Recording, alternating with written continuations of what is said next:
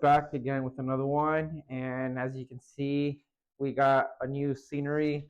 We got some lights, and we're just trying out different spots, see which one I guess works better or which one you guys like better. I got some new mics too, so Oh yeah, if you like the audio better like this or the old one, just let yeah, us know. yeah. And as we go, we're gonna be trying out different things. But yep. And this is episode 2 and the first pay-per-view of 2024. This one's in Toronto, Canada. And we're going to start off with Malcolm Gordon versus Jimmy Flick. Jimmy Flick by submission. They're both coming from losses. Mm-hmm. But 14 of Jimmy Flick's wins were by submission. So I think he's going to take it. Malcolm is on a losing streak. His last fight, he got knocked out. This fight right here, it's going to be pretty close. Malcolm Gordon hasn't won since 2022 February, so in the beginning. So I think he's really trying to find a win, try to stay in the UFC. He's fighting early prelims, you're not that high of a priority. So I think he's kind of fighting for his contract here. And he's also fighting in Toronto. He's from Toronto, so I'll give him that slight edge, and I think he wins by decision. It'll be a close fight, though. And then we go to the women's flyweight for the second fight. Jasmine, I'm not sure how to say her last name, but Jutsevic, close enough. But versus Priscilla. Okay, so Jasmine's last 3 fights have all gone to decision. She lost, won, and won. So and they've all been unanimous. So she either wins really good or she loses. Loses really bad. And Priscilla's also coming off a submission loss, so they're both coming off losses. But I'm gonna go with Jasmine by decision. I think she's gone the rounds. She probably has a little bit more experience and a little bit just to get that win. She's also minus 350, so I think Vegas has her winning. Yeah. I went with Priscilla on this one. 7 of those 12 wins are by knockouts. So I'm gonna have her by knockout. Okay, yeah, she definitely got that power. Yeah, I mean those Brazilians they're either really good at wrestling or really good boxers or just both. But yep. Next, the last early prelim is Johan versus Sam Patterson. Yep. So Johan's also from Canada. So a lot of these fighters it's in Canada, so I think they try to base the fighters around where they're from, which is pretty smart, try to get as many people as they can there. Maybe we'll see Drake. Hopefully. I don't know. I've never seen him at a UFC event though. Yeah, I don't know. He's mainly at I've seen him a lot in basketball. Yeah, oh yeah, for sure. But I haven't seen him in any other sport. Yeah, I don't know. Maybe he likes maybe Sean Strickland or DDP. I don't think he's a huge fan of him, but yeah. So Johan, he lost his last fight by submission, and then he won a split decision, and then he lost. So it's gonna be pretty close. Patterson also lost his last fight by KO. But this one I'm gonna go Johan by decision. I'm gonna go with Sam on this one. I think he's got a height advantage. He has 4 knockouts, and it's his second UFC fight. So I think he's trying to prove himself. Against a hometown opponent. Yeah. So I'm gonna go with Sam by knockout. Yeah. Sometimes the crowd doesn't always go to your advantage. Yeah. Sometimes when I feel like these people that aren't from Canada, they got nothing to lose and all to win. Yeah. The pressure's not on them. The pressure's all on the Canadians. Yeah, especially on these the new fighters. I mean, they want to prove themselves to the UFC to get a crowd, a fan base, and grow. So I think, and then this is a small card. Yeah, it's a really small card, probably one of the smaller ones. But yeah, okay. And there's a little backstory to this next fight. This is gonna be Surrey. How do you say his name? It's City versus Ramon Tavares, but Tavares. Oh yeah. Okay. So these guys, it's actually a rematch fight, but both of them are making their UFC debut. Oh, okay. Yeah. They both fought at the Contender Series, right? Against each other? Yeah. So it's a weird occasion where, if you're thinking, oh, these guys are making their UFC debut, how is it a rematch? But, yeah, these guys have actually fought before in the Contender Series. And I think City got the better of that one. He KO'd Ramon Tavares in the first round.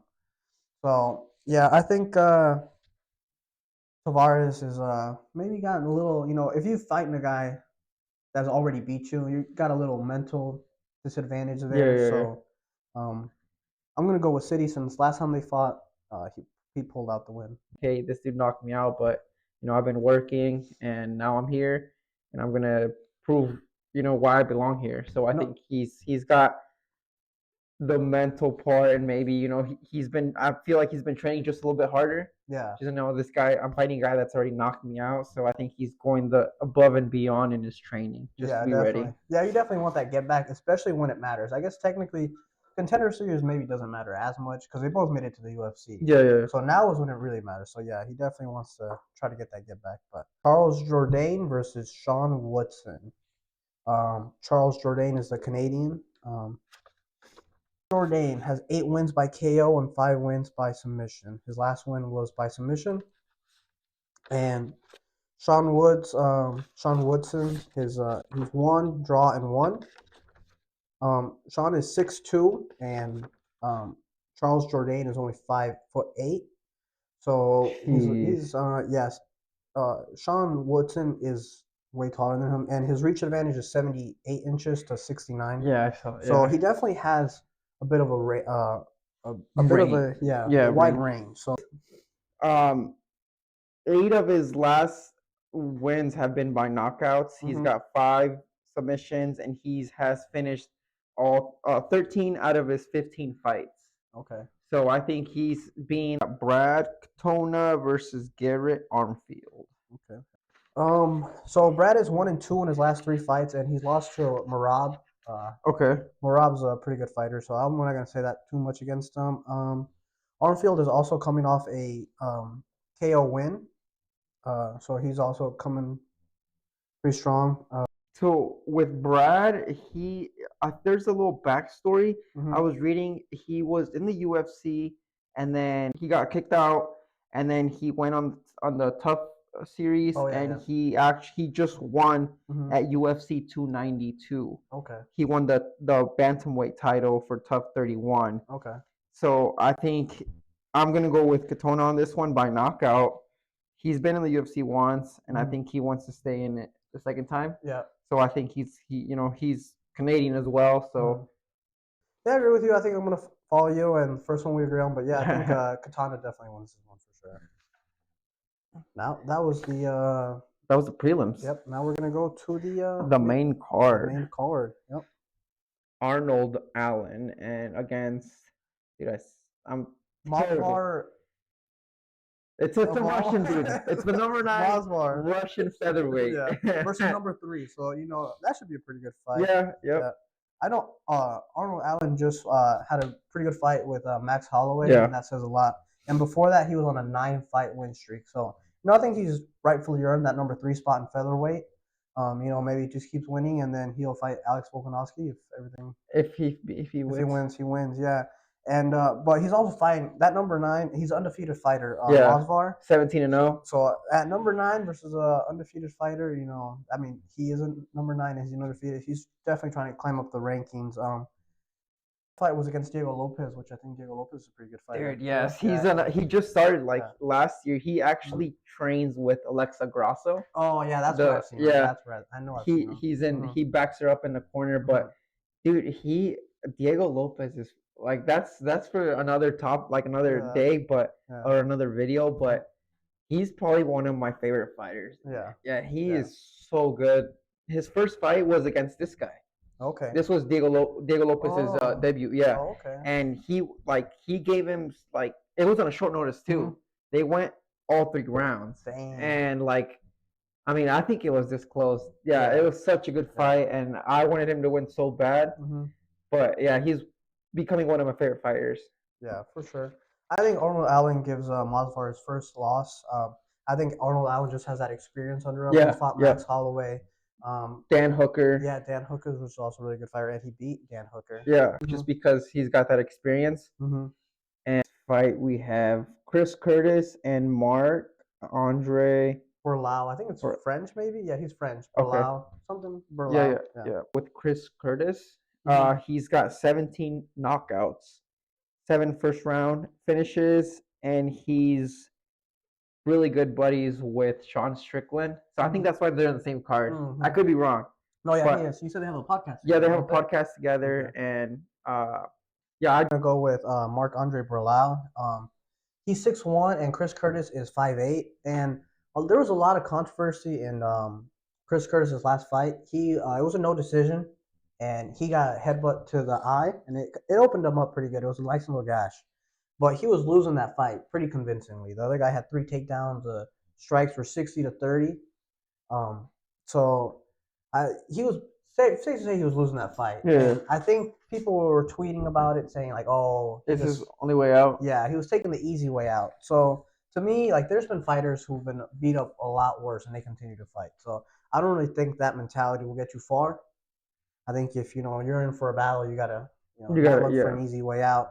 So I'm gonna take Andre Berlau by KO. You know what? And I think I'm gonna switch that up just because I'm now seeing that Marc-Andre isn't ranked and Chris Curtis is. So I think he wants to be in the top 15 come definitely. Monday. Yeah, underdog though, plus 140 barely, but he is an underdog. Yeah, so, yeah. I'm gonna give the edge out to Marc-Andre. That's kind of weird to be underdog knowing you're in your town.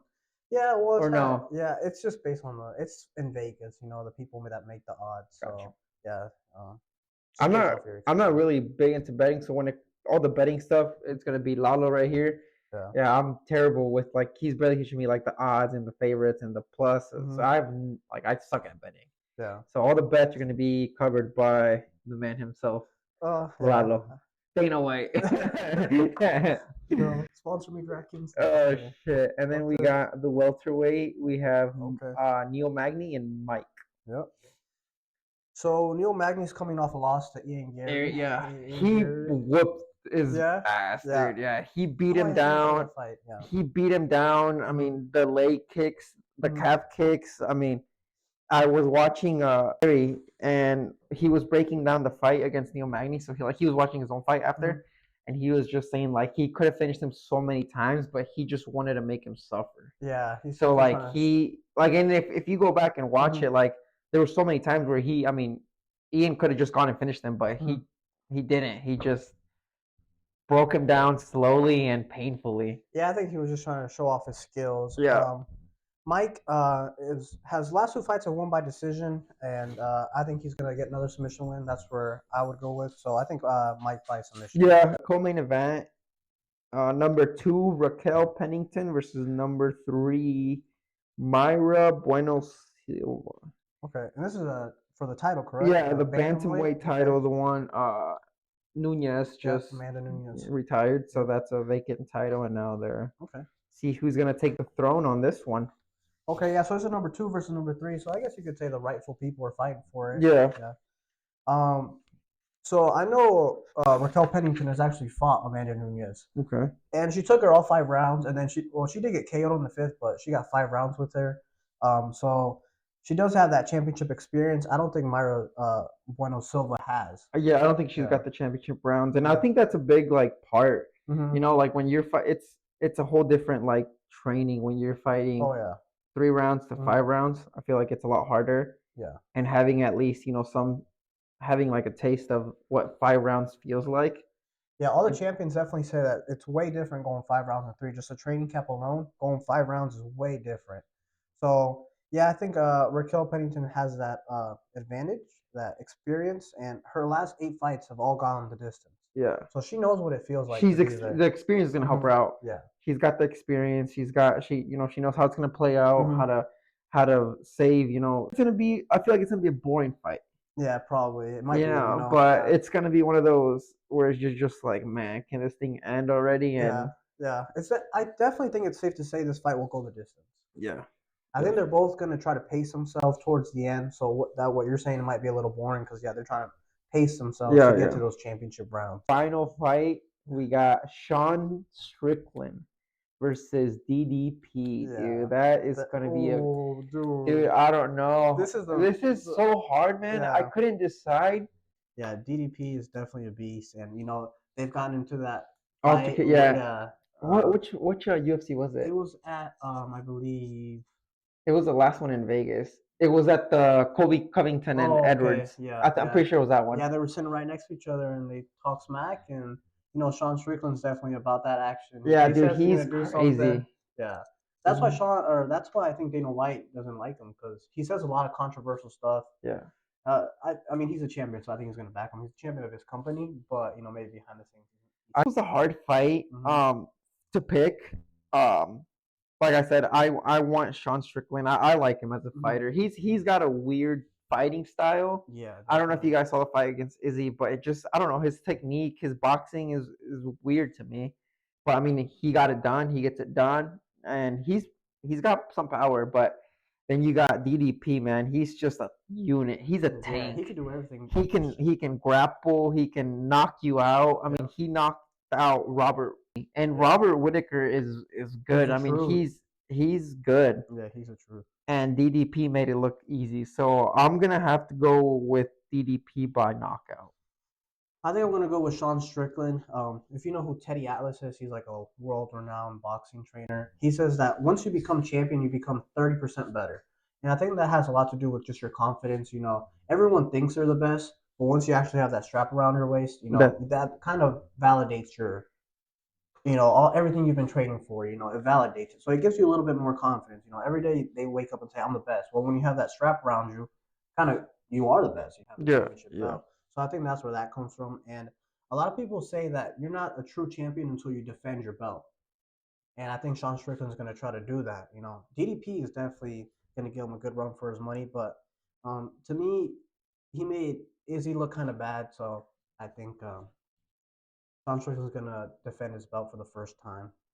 And I think it's gonna be such a good fight because I feel like both of these fighters are not like you can tell a difference between a point fighter Hmm. and a fighter that's kind of there to freaking bang, that's Yeah. there to get blood. Hmm. Like some of Izzy's fights, you could tell, like he gets the first couple rounds or the Hmm. first 3 rounds if it's for the belt, and then the last two, he kind of it gets a little bit boring because you can see like he's just taking it easy, making sure he keeps his distance so he doesn't Right. get knocked out.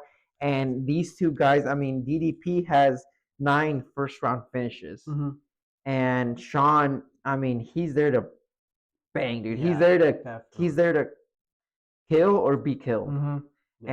And I mean, with both of them having that mentality, it's just gonna be. I don't think it's gonna go to the championship round. I think one of them, with the backstory they have, one Hmm. of them is gonna get knocked out.